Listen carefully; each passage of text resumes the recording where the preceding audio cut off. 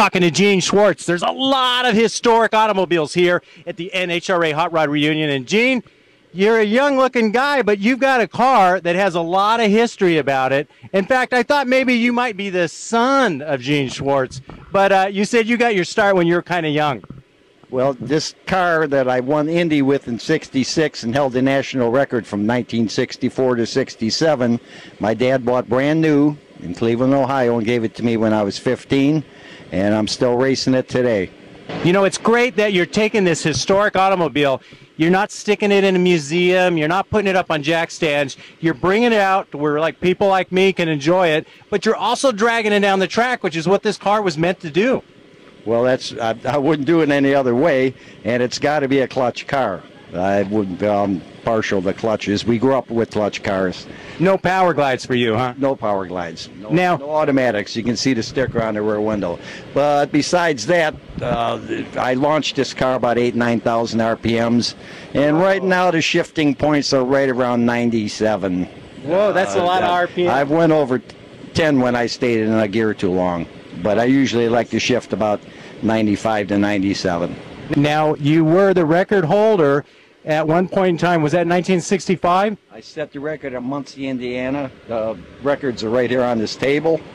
Pull that trophy up. Let's take a look at this trophy. I mean, this is the real deal. This is the old school NHRA trophy. That is beautiful. That is the 1966 trophy right there, right? Here's when I set all the national records, all signed by Jack Hart.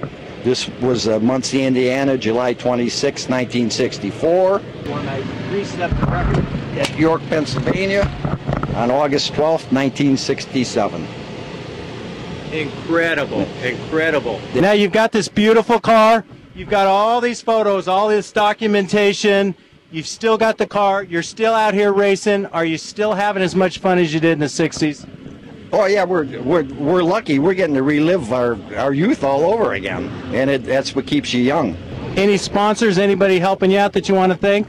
Well, Ron Hutter, I have to mention him really because he's helps me out the most. Mr. Gasket Company, the Crane Cams. I hope they go back into they're out of business now, and I have some other people. Jordan Metal Products. How about this guy helping us out holding the camera over here? My friend Keith Landis.